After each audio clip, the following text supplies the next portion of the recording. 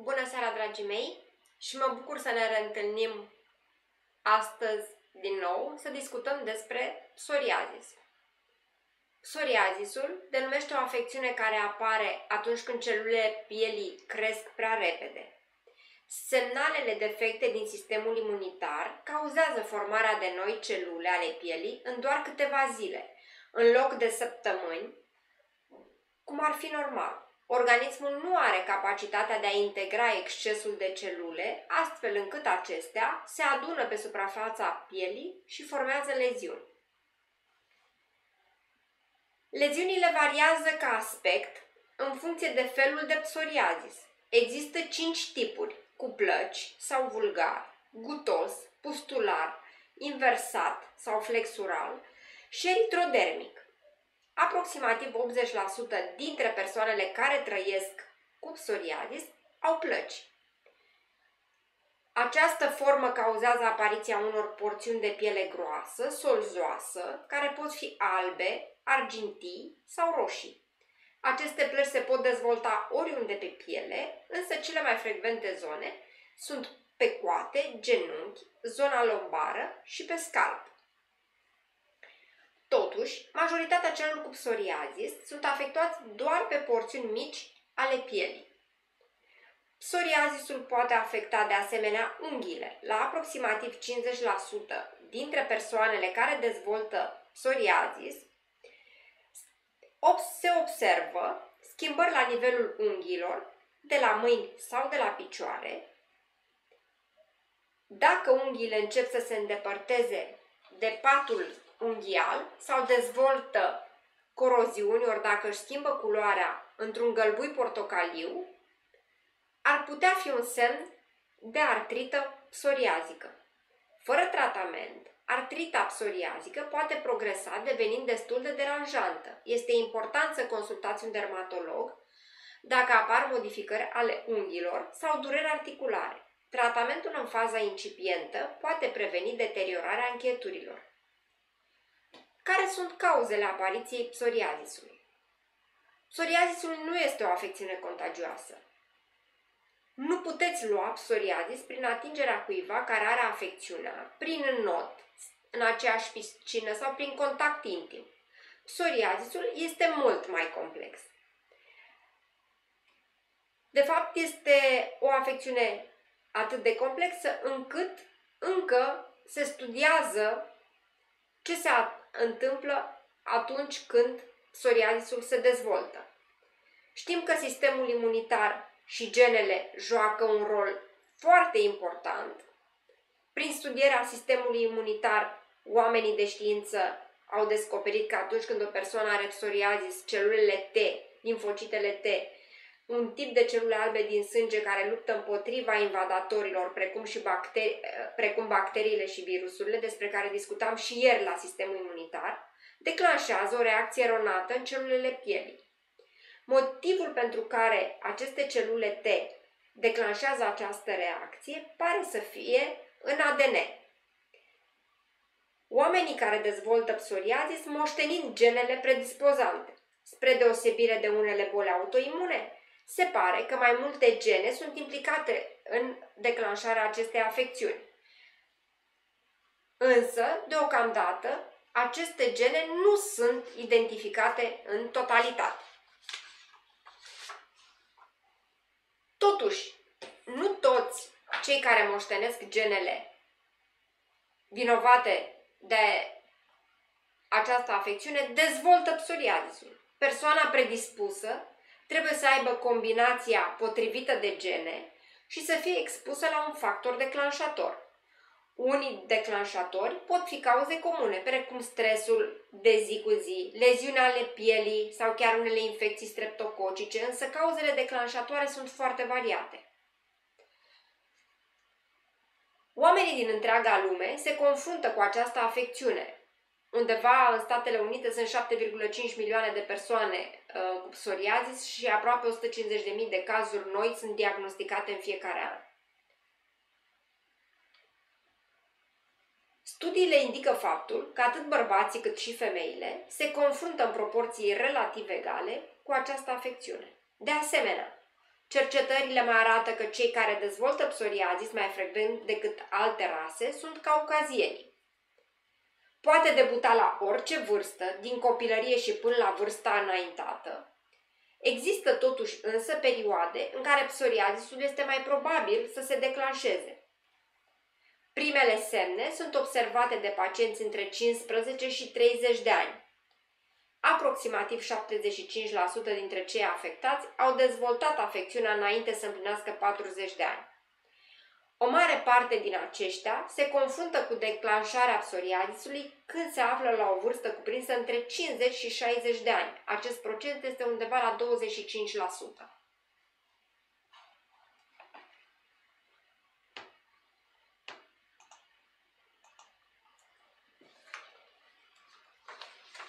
Cum afectează calitatea vieții? Pentru unii oameni, psoriazisul este doar o bătaie de cap și nu îi afectează într-o mare măsură. Alții însă sunt afectați în fiecare aspect al vieții lor. Caracterul imprevizibil al acestei afecțiuni poate fi motivul, dar și faptul că este o boală cronică ce se prelungește pe tot parcursul vieții. Unele persoane au erupții săptămânal sau lunar, alții doar ocazional. Atunci când erupe psoriazisul, acesta poate provoca durere și mâncărime severă. Uneori, pielea crapă și sângerează. Unele erupții necesită vizite suplimentare la medicul dermatolog pentru tratament. Durerile duc frecvent la lipsă de somn, ceea ce afectează persoana și în alte aspecte ale vieții ei, cum ar fi performarea la locul de muncă. Mai mult, erupțiile repetitive pot duce la depresii sau sentimente de disperare, tristețe, furie, jenă, stimă de sine scăzută. Conform unor studii, s-au descoperit la pacienții cu psoriazis un risc crescut de apariția unor tipuri de cancer, cum ar fi o formă de cancer de piele, cunoscut sub numele de carcinom cu celule squamoase și limfom. În unele cazuri, aceste tipuri de cancer au fost asociate cu tratamentele specifice psoriazisului, care suprimă sistemul imunitar. Cei care se confruntă cu psoriazisul sau cu artrita psoriazică sunt predispuși să dezvolte alte afecțiuni precum diabet, boli cardiovasculare, obezitate sau accident vascular. Nu există analize de sânge care să ateste prezența psoriazisului. Însă atunci când aspectul clinic al leziunilor nu este tipic afecțiunii, biopsia cutanată poate aduce elemente suplimentare de diagnostic. Există o serie de tratamente ce pot îndepărta psoriazisul pentru o perioadă de timp, însă niciunul nu este definitiv. Fiecare tratament are avantajele lui, precum și dezavantaje. Ceea ce poate funcționa pentru un pacient poate să nu fie eficient la altul. Dermatologii sunt cei mai în măsură să determine cele mai potrivite tratamente pentru fiecare pacient în parte. Pentru a alege metoda cea mai potrivită de tratament, dermatologii iau în calcul o serie de factori. Tipul de psoriazis, severitatea, întinderea pe suprafața pielii, zona în care este localizat, vârsta pacientului și antecedentele medicale, efectul pe care psoriazisul îl are asupra pacientului pe plan fizic și emoțional. Tratamentele pentru psoriazis se împart în 3 categorii. Topice, unghiente aplicate pe piele, pentru psoriazis ușor până la moderat, prin fototerapie, lumină, de obicei ultravioletă, aplicată pe piele, pentru psoriazisul moderat până la sever, și tratament sistemic, administrat pe cale orală sau prin injecții ori perfuzie, pentru psoriazisul moderat, sever sau pentru dezactivarea lui. Multe din medicamentele sistemice au efecte adverse grave și trebuie combinate sau luate prin rotație cu alte terapii pentru a maximiza eficiența și a minimiza efectele secundare. Deoarece psoriazisul este o afecțiune pe care o veți avea toată viața, este important ca cei afectați să adopte un rol activ în gestionarea lui. Informarea și vizitele la dermatolog sunt extrem de importante.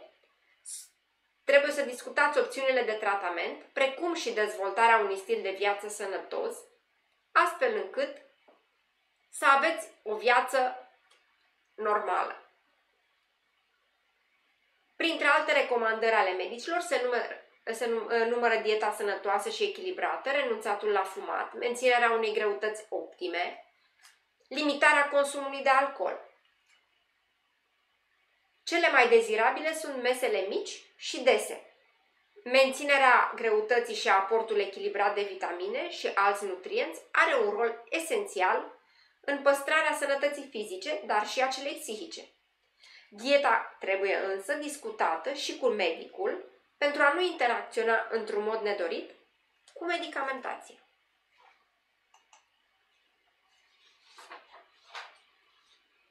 Dragii mei, ne oprim aici cu partea teoretică, cu informațiile teoretice despre această afecțiune și voi începe să răspund întrebărilor voastre. Bună seara, Getuța! Getuța mă întreabă dacă se poate moșteni. Da, există niște gene, așa cum v-am prezentat în materialul teoretic, care se pot transmite, da, sau este o boală determinată genetic și aceste mutații genetice se pot produce inclusiv dacă nu există istoric familial de psoriazis. Bună seara, Mirela! Mirela mă întreabă dacă se poate lua de la altă persoană. Am spus mai devreme în prezentarea mea că nu se poate lua de la altă persoană, nici prin înot, nici prin contact intim, sub nicio formă. Nu este o boală contagioasă, da? Este o boală cronică, de sine stătătoare, cu care individul trebuie să se obișnuiască să trăiască. Spuneam mai devreme că este important ca pacientul să participe în managementul activ al acestei afecțiuni, astfel încât, împreună cu dermatologul care urmărește evoluția leziunilor, să facă o echipă. Bună seara, Cosmin! Cosmin îmi spune că are psoriazis vulgar, artropatie psoriazică, periartrită scapulo-humerală bilaterală, nu fumez, nu bea alcool, are dureri foarte mari la articulații. Îmi descrie leziunile din punct de vedere medical aflate pe scrisoarea medicală. Cosmin mă întreabă unde s-ar putea duce pentru un tratament, pentru că durerile din ce în ce mai mari. Cosmin, poți să încerci, dar nu cred că în această perioadă, Spitalul Colentina în secția de dermatologie. Nu știu dacă în această perioadă au început să facă consultații pentru pacienții din afara spitalului. Este bine să te interesezi. Bună seara, Gabriela! Gabriela mă întreabă dacă există vreo cremă bună pentru psoriazis. Da, există topicele, capitol important din tratamentul psoriazisului ușor și moderat. Toate sunt pe bază de cortizon și nu numai. Există produse cu acid salicilic care se administrează înainte pentru îndepărtarea scoamelor, după care se administrează corticoid o perioadă de timp. Ulterior, aplicându-se un emolient foarte puternic pentru a păstra cât mai mult integritatea pielii.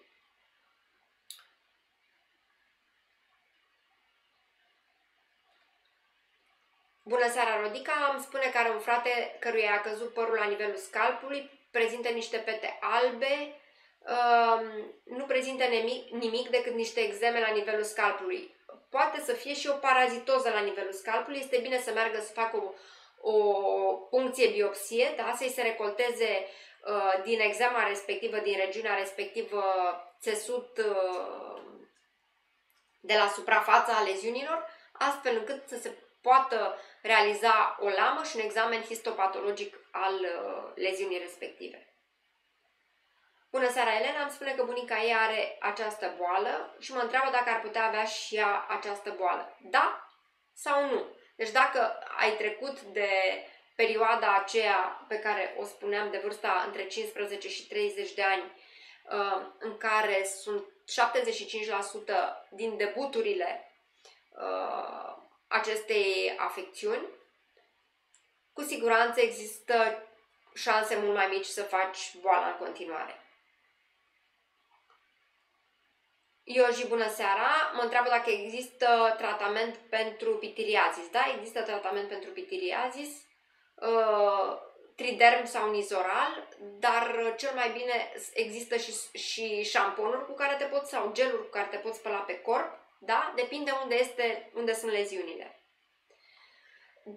Da, Denisa, poate apărea și la nivelul scalpului și la nivelul corpului. Zonele predispuse, am spus, genunchi, coate, da? Scalp.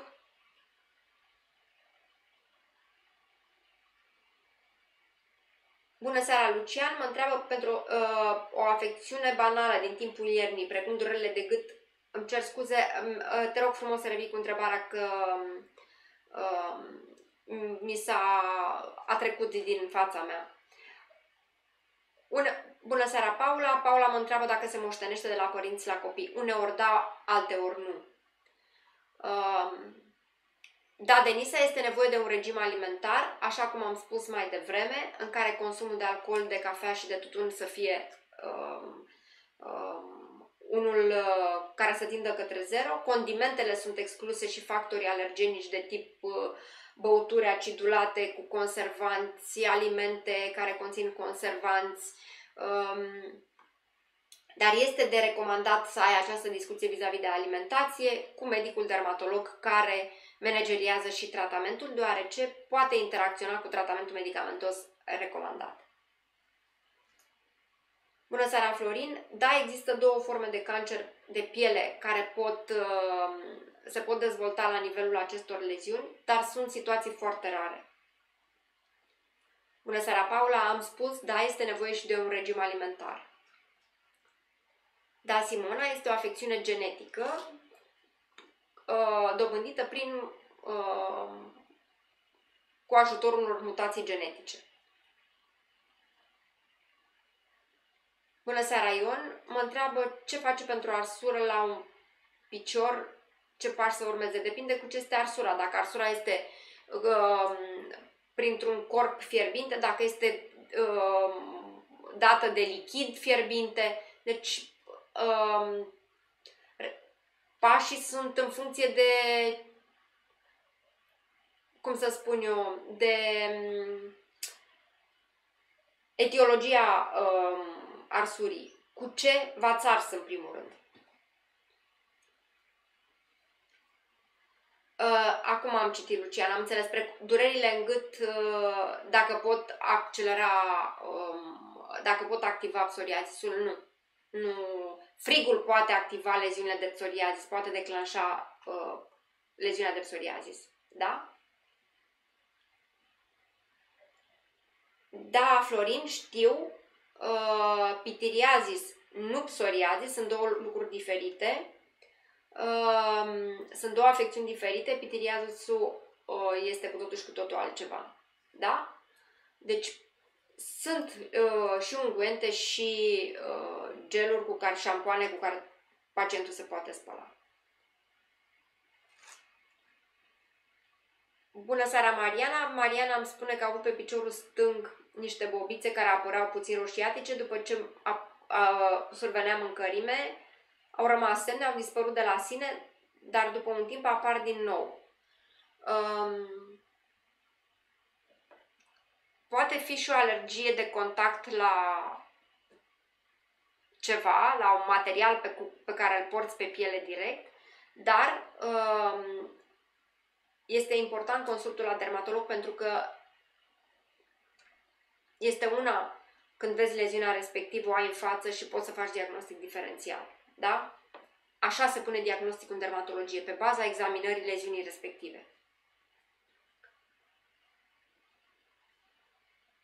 Bună seara! Îmi spune Ionela, soțul ei ies niște pete mari roșii pe coate și uneori pe pulpa piciorului. Nu pot să-mi dau seama dacă este un psoriazis, poate fi un psoriazis, dar cel mai bine este să mergeți la dermatolog ca să examineze zona respectivă.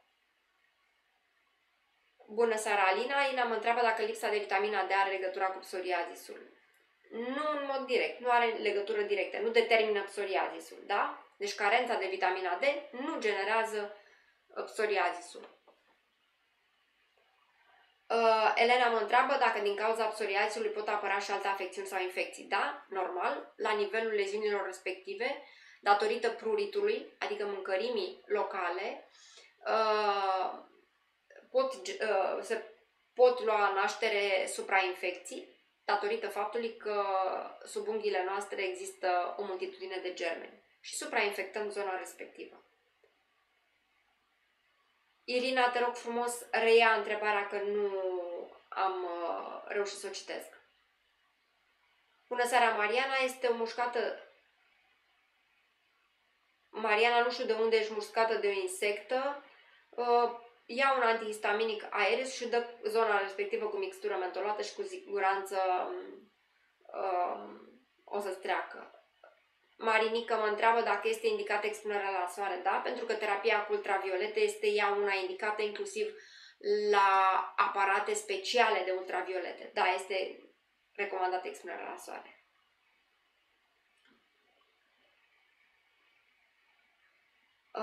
Domnul Ion, cel mai recomandat este să mergeți la un medic, medicul dumneavoastră de familie ca să vă examineze și să vadă unde să vă trimite. Cel mai potrivit este așa.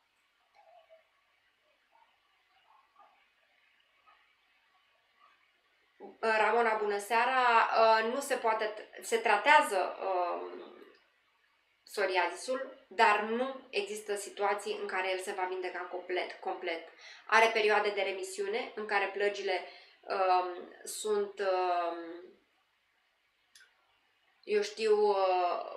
au un aspect aproape normal în zonele respective. Ulterior, în puseul acut apar scoamele, pruritul și chiar sângerările. Deci, indiferent de tratament, boala este cronică, nu se va vindeca. Deci, Mariana, ți-am spus, ești mușcată de o insectă, antihistaminic, respectiv Aerius, 5 zile câte o tabletă dimineața și mixtură mentolată de 3 ori pe zi pe leziunea respectivă, da? Pe mușcătura respectivă. Bună seara, Floriana! Floriana îmi spune că, deși nu este subiectul discuției noastre, ar vrea să mă întrebe de ce atunci când se pune în pat cu fața în sus are palpitații și stare de nervi. Poate să fie o stare de anxietate și ar trebui să mergi la medicul psihiatru pentru un consult.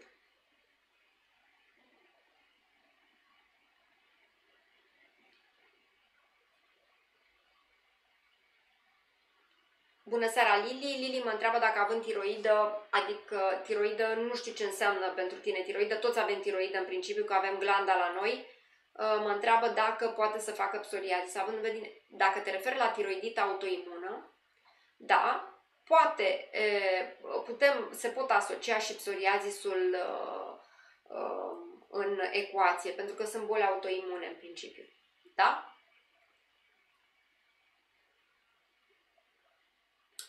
Marinela mă întreabă dacă Reishi ajută la tratarea psoriazisului. Nu. Pentru altceva ajută, dar nu la tratamentul psoriazisului. Bună seara, Paula mă întreabă dacă lupus este același lucru cu psoriazisul. Nu, sunt două boli diferite. Lupusul eritematos este o altă afecțiune autoimună. Bună seara, Geo mă întreabă pentru cojile din cap ce ar putea să dea pentru a scăpa de ele. Este nevoie să vedem dacă este dermatită seboreică sau psoriazis la nivelul scalpului și de aceea este nevoie de consult la dermatolog. Și dermatologul va recomanda niște șamponuri speciale aflate în mai multe game de dermatocosmetice pe care le aveți în farmacii.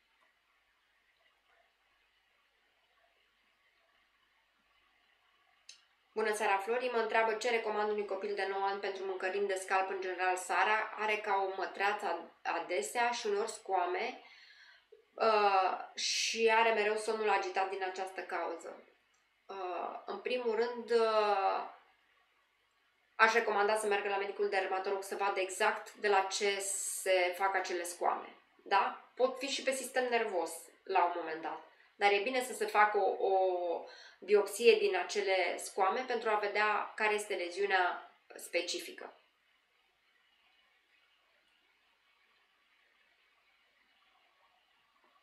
Paula mă întreabă ce vitamine sunt recomandate pentru a ajuta corpul să lupte mai ușor cu această afecțiune. Toate vitamine, deci trebuie să aveți o dietă echilibrată, fără alergeni, fără conservanți alimentari. Trebuie să aveți în alimentație alimente care conțin vitamina A, E, omega-3, omega-6, toate vitaminele care ajută la întreținerea și regenerarea pielii. Bună seara, Elena mă întreabă cum poate să intre în lista mea dacă este din Argeș. Cred că ți-ar fi foarte greu să vii din județul Argeș la București ca să te pot consulta. Știu că este greu. Poți să găsești pe site-ul meu numărul de telefon și datele de contact în așa fel încât dacă ești hotărâtă, cu mare plăcere te înscriu pe lista mea. Poți să intri pe site www.drpaulapopiel.ro. Da?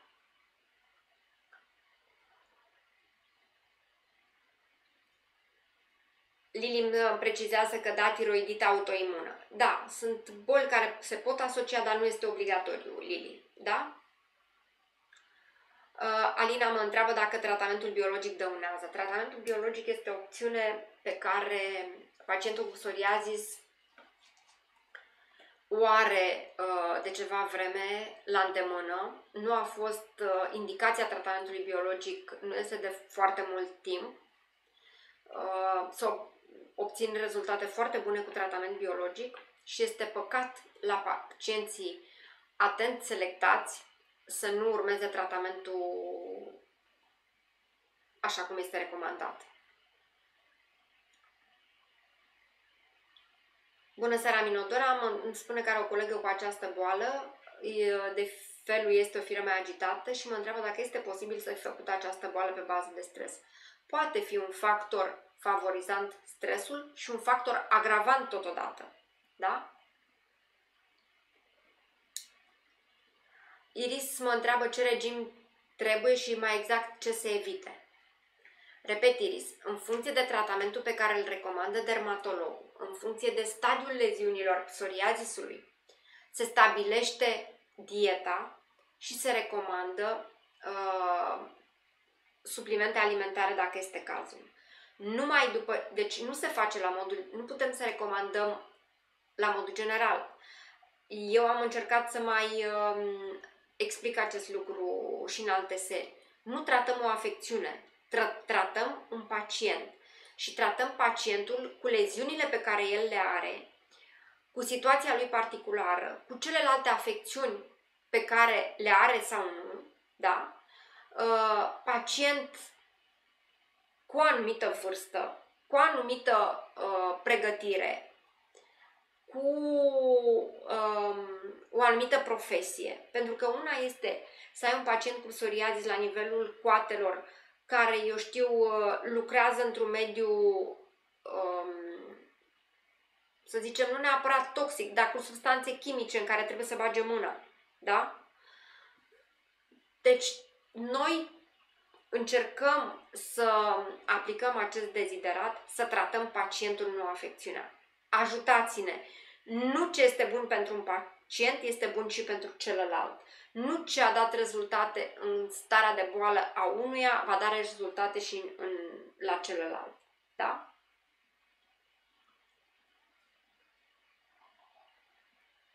Bună seara, Florin spune că a fost la dermatolog, are dermatită seboreică, folosește Bioderma, dar fără rezultat. Ok. Există și alte game pe care le poți folosi, le poți alterna. Da? În afară de Bioderma, poți să te duci să-i mai ceri, să-i spui dermatologului tău că Bioderma și să vadă practic leziunile de la nivelul scalpului neameliorate de tratamentul cu Bioderma, da? Și să-ți recomande alt șampon pe care să-l folosești. Geo spune că în spatele urechii se depune ca un fel de coajă albă. Pot fi și leziuni de psoriazis sau pot fi leziuni de dermatită seboreică. Sau există un tip de leziune, așa numite leziunile de graniță, între dermatită seboreică și psoriazis. Bună seara, Carmen îmi spune că de la un timp, de fiecare dată când este stresat, are mâncărimi de piele, iar în somn mă scarpin până mă fac carne vie. Ce ar putea fi? Ai grijă în primul rând de la scărpinat să nu suprainfectezi și să faci o stafilococie la nivel cotanat, care este o afecțiune foarte gravă.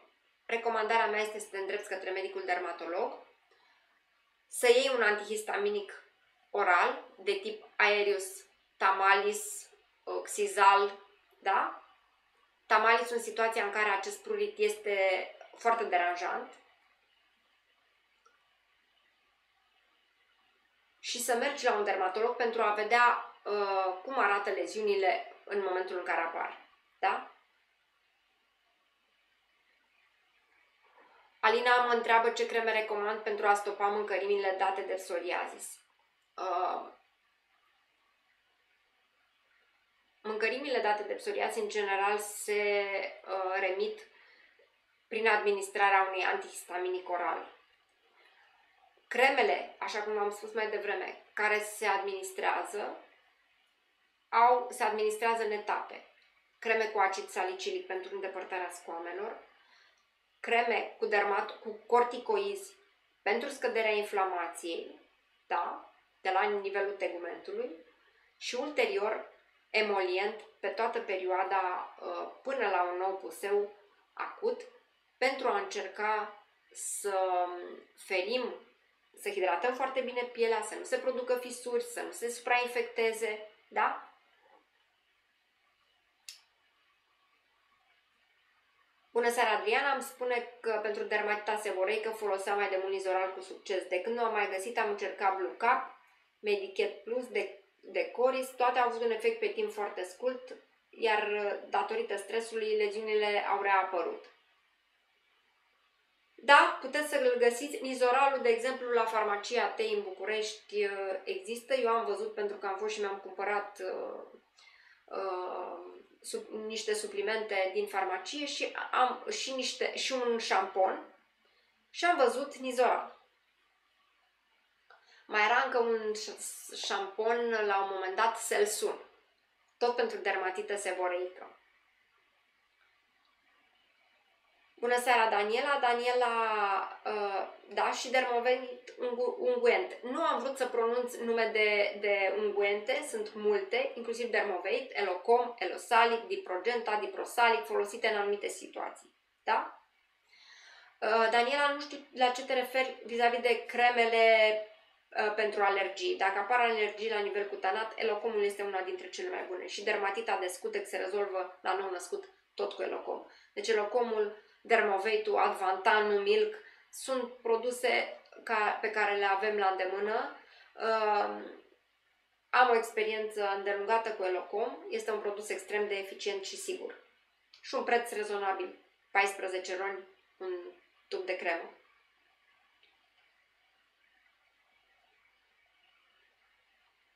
Elena îmi spune că dacă dă cu ceai 3 frați pătați, parcă dispar punctele roșiatice de lângă nas. Cu ce ar mai putea să dea pe față? Cu soluție de Elocom. Este extrem de eficientă. Aveți grijă să o folosiți cu precauție însă. Da? Da, Geo poate să fie un factor favorizant și declanșator și sau declanșator stresul.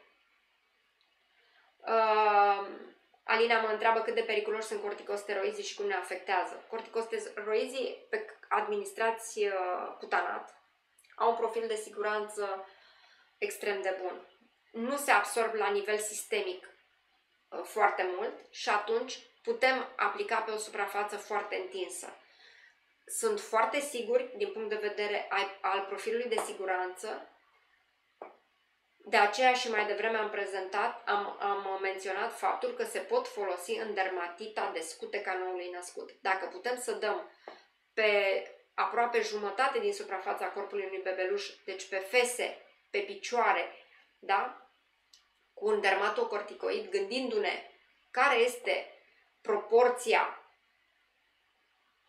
suprafeței corporale la un copil raportată la un adult, gândiți-vă că produsele sunt foarte sigure. Da? Daniela mă întreabă dacă tratamentele naturiste sunt eficiente. Nu am văzut un tratament naturist eficient. Nu există nici în psoriazis, nici în diabet, nici în... Deși știu că este plin internetul de mail-uri și de reclame din acest punct de vedere. Nu, dar poate ajuta împreună cu tratamentul alopat pe care îl faceți.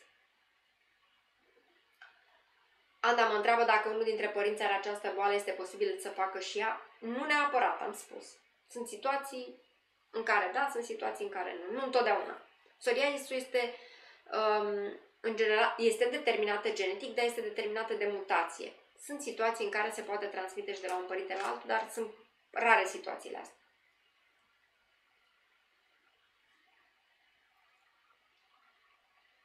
Constanța îmi spune că orele de lucru stricte sau inflexibile au adus-o într-o zonă a stresului și a făcut o alergie pe bază de stres. Da. A luat Claritin, dar nu a ajutat-o deloc. Încearcă Tamalis. Da? O tabletă pe zi. Cel puțin 14 zile. Da? Elena,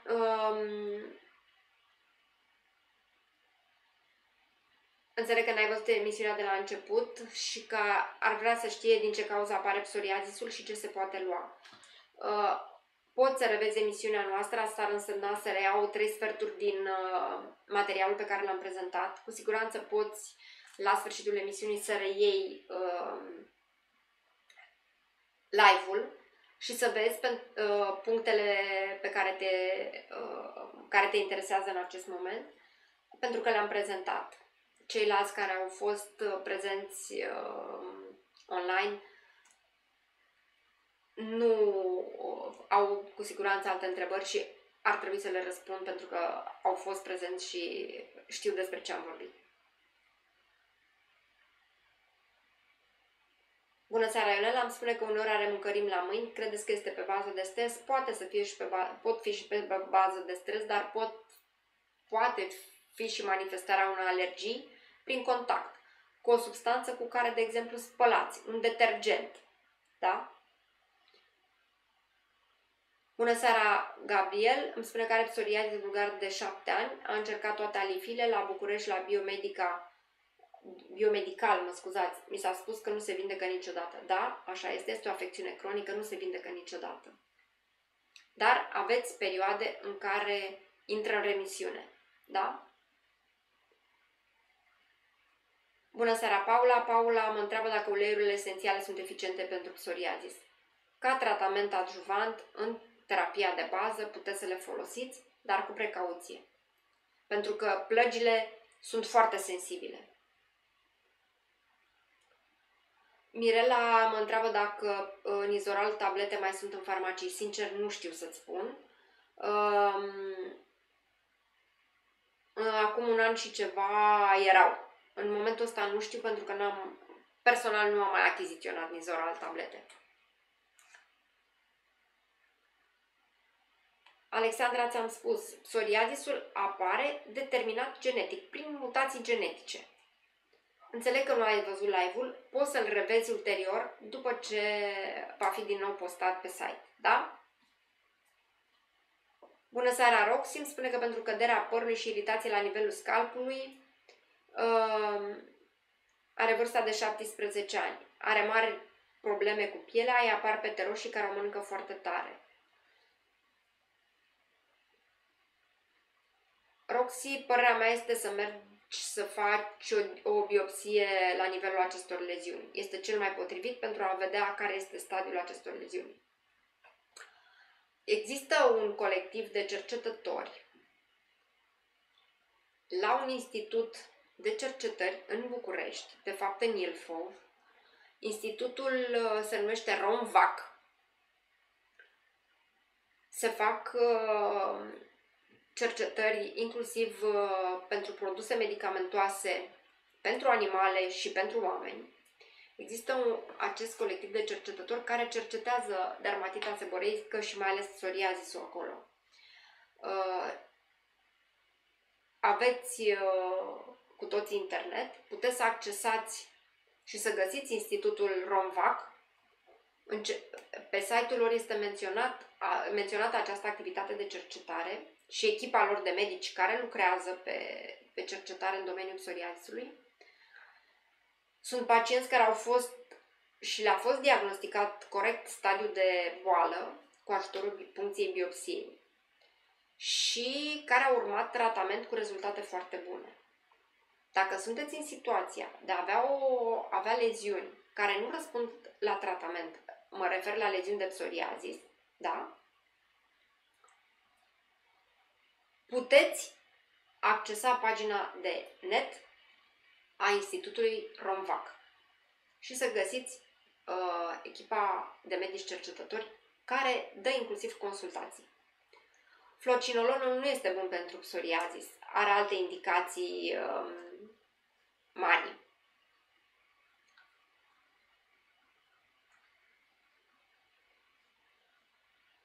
Bună seara, Mimi! Mimi mă întreabă, pe lângă psoriazis a făcut și vitiligo la mâini și mă întreabă dacă are legătură una cu alta. Nu, sunt două afecțiuni diferite. Sunt persoane care au numai vitiligo, sunt persoane care au psoriazis sau sunt persoane care le pot face pe amândouă, ca și pacienții cardiaci, care pot avea o insuficiență cardiacă, care pot avea și hipertensiune. Nu e obligatoriu să le ai pe amândouă odată. Da?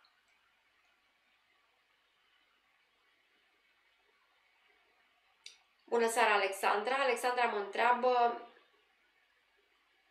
dacă există posibilitatea de a determina 100% sau un anumit grad de imunitate împotriva acestei boli.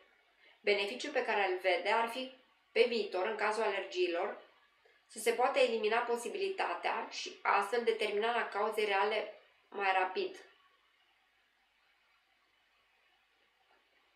Nu înțeleg ce se poate elimina, posibilitatea și astfel determinarea. Cauza se determină destul de rapid.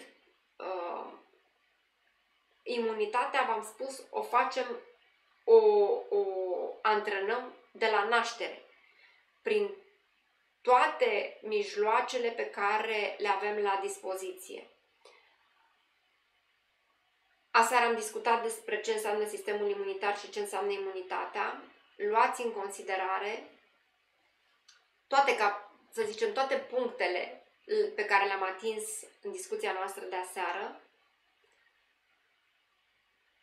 și o să vedeți că imunitatea joacă un rol foarte important. Și în psoriazis sunt implicate acele celule ale sistemului imunitar, celulele T, despre care discutam și aseară. Da? Alina mă întreabă dacă dermatita atopică are legătură cu psoriazisul, adică dacă cei cu pielea sensibilă pot face psoriazis. Există leziuni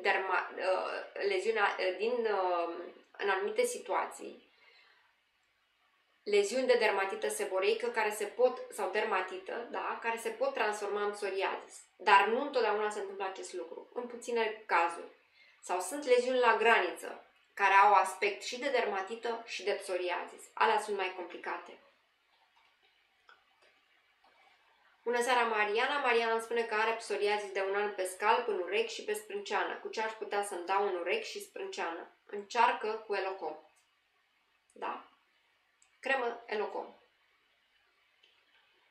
Geo mă întreabă care este alimentul care produce această boală. Nu există un aliment care să o producă. Repet, sunt mutații genetice. Da? Bună seara, Amalia. Îmi spune că tatăl ei are psoriazi de mulți ani, a luat un timp Asorian, a dat rezultate bune în palme și în coate și genunchi și nu se mai găsește la ora actuală. Ce este bun? Vezi că există niște farmacii online care pot aduce produse din întreaga Uniune Europeană. Vezi dacă în alte state ale Uniunii Europene mai există acest produs la vânzare, astfel încât să-l poți aduce dacă tu spui că tratamentul cu el a fost unul eficient. Da? Repet, sunt farmacii online care vi-l pot aduce din orice stat al Uniunii Europene.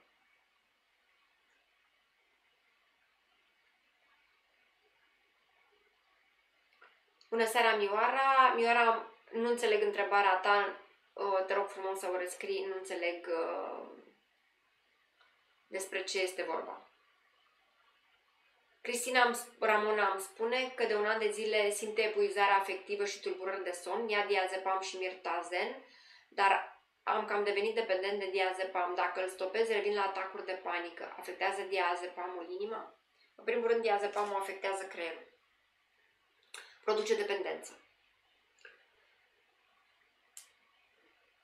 În situația dumneavoastră, eu își v-aș recomanda un consult la un medic psihiatru care să schimbe diazepamul cu un alt medicament și mirtazemul, astfel încât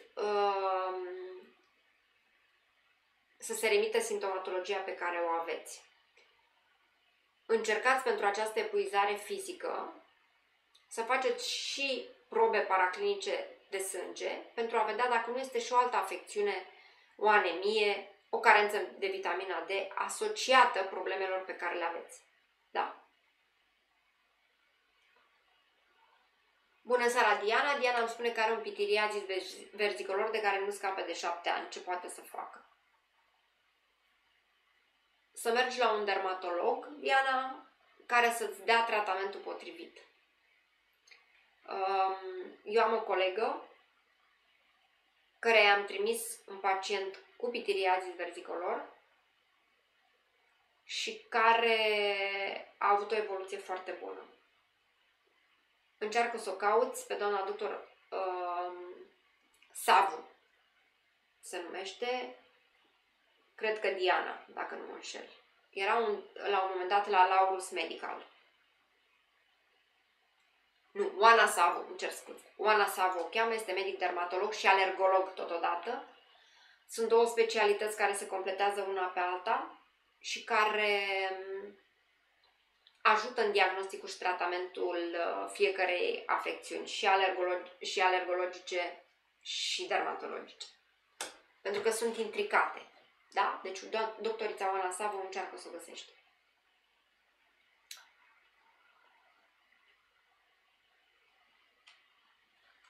Bună seara, Nina. Îmi spune pentru psoriazisul la unghii ce poate folosi. În funcție de întinderea leziunilor, cel mai bine vă poate recomanda tratamentul medicul dermatolog. Fără să văd și fără să am competența lui, nu aș putea recomanda tratament. Da? În această situație. Bună seara, Andreea. Andreea îmi spune că face cumva o formă mai ușoară. A mers la un consult acum câțiva ani. I s-a spus că este de fapt pitiriazis versaticolor. Nu există așa ceva. Îmi cam apar de 2 ori pe an în zona decolteului și pe spate. Trece cu clotrimazol. Acum fiind însărcinată nu pot folosi acest unguent. Ce aș putea folosi în sarcină? Au reapărut petele acum 2 zile.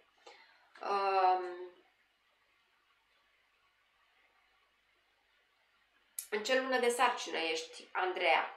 Cel mai bine este să întrebi, să informezi medicul tău dermatolog în ce lună de sarcină ești, sau mai exact în câta săptămână de sarcină. Clotrimazolul poate fi înlocuit și cu alt unguent, cu siguranță, cu profil de siguranță mai bun și cu eficiență mai mare. Da? Deci, spune medicului dermatolog în ce săptămână de sarcină ești și roagă să-ți schimbe tratamentul cu clotrimazol cu unul mai eficient. Da? Bună seara, Mioara îmi spune că ies pe piele niște negi și nu știe cum să scape de ei. La medicul dermatolog, prin electrocauterizare, de cele mai multe ori, este soluția ideală. Nu e nicio problemă, Andreea. Nu este absolut nicio problemă. Înțeleg că denumirile nu vă sunt comune. Nici noi, medicii, nu știm absolut toate diagnosticele universal valabile, pentru că asta ar însemna să știm tot, ceea ce este imposibil, da? Și noi cerem răgaz să ne documentăm, deci sub nicio formă nu-ți face probleme pentru că ai greșit denumirea diagnosticului. Nu se întâmplă nimic, da? Bună seara, Simo îmi spune că la fetița ei de 12 ani au apărut niște pete maro pe piept, ce ar putea să dea. Poate să fie un pitiliazis, dar trebuie confirmat de medicul dermatolog. Fără confirmarea medicului dermatolog nu administrați nimic pe piele, pentru că puteți agrava leziunile apărute. Da? Nu uitați asta. Indiferent ce leziune va apare la nivelul tegumentului, duceți-vă la un consult dermatologic, pentru că prin administrarea unor substanțe nepotrivite, da, puteți crea leziuni mult mai grave.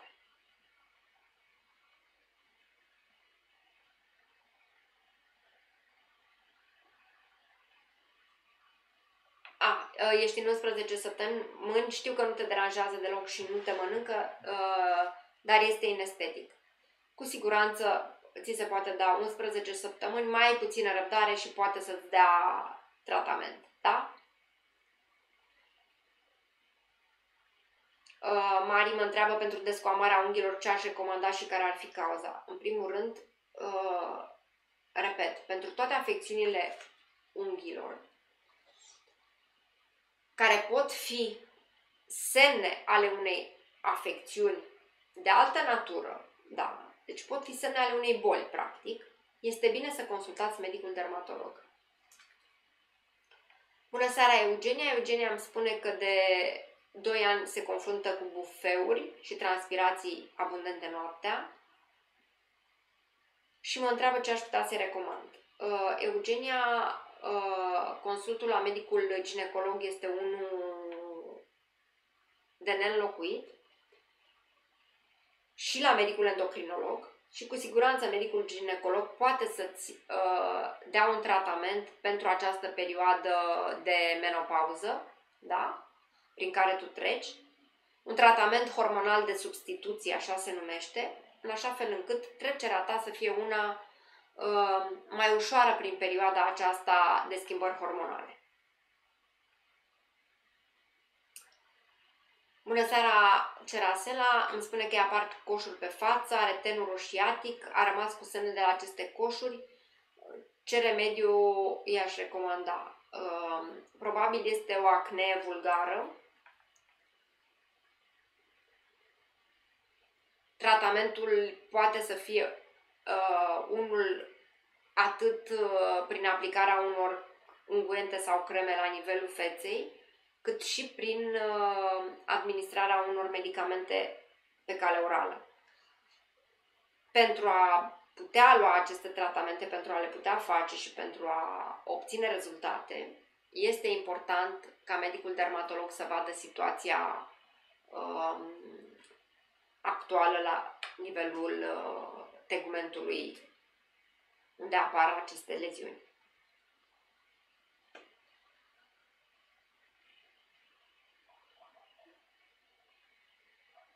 Bună seara! Alina îmi spune că fetița are o iritație în jurul guriței, la baza gâtului, folosim produse indicate de dermatolog, fără rezultate.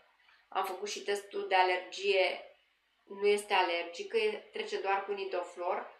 Am folosit Elidel 10 zile și a trecut în acele zile, apoi reapare la...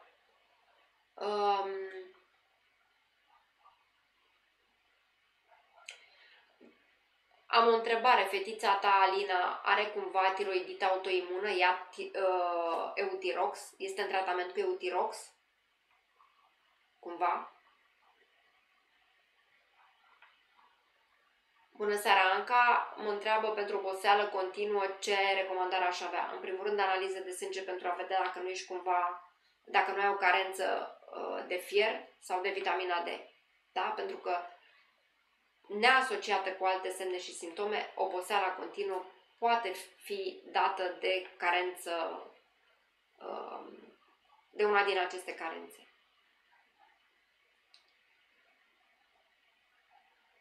Ok, Alina îmi spune că are doar 1 an și 9 luni, deci nu are tratament cu plăcere, Diana, mă bucur că ai găsit-o pe colega mea, Oana Savu. Du-te cu încredere la ea pentru că este un medic dermatolog foarte bun. Dorina îmi spune că are diabet și ies niște iritații la baza cefei care o mănâncă și sunt ca petele. Ce trebuie să fac? Mergeți la un dermatolog având în vedere că aveți asociat și diabet zaharat. Rugămintea mea este să spuneți medicului dermatolog acest lucru, pentru că altfel se tratează leziunile de la nivelul pielii în contextul unui diabet zaharat. Da? Ok, nu ia niciun fel de tratament, Alina, fetița ta. Poate fi o alergie, dar nu m-aș opri fără să investighez în continuare. Dacă tu îmi spui că reapare leziunea respectivă după tratament, eu aș mai merge să investighez, să mai cer o părere de la alt medic, dermatolog, pediatru. Da? Dragii mei, ne oprim aici în această seară. Vă mulțumesc mult pentru interesul acordat subiectului de astăzi. Nu uitați să participați la concursul de săptămâna aceasta. Nu uitați să dați share live-ului nostru. Vă aștept și mâine seară cu un subiect interesant. Vă mulțumesc mult pentru că sunteți alături de mine. Doresc să mulțumesc și sponsorilor noștri Stada România și Valmark, precum și echipei mele de la Ad Symphony. Vă doresc o seară liniștită, să ne revedem sănătoși!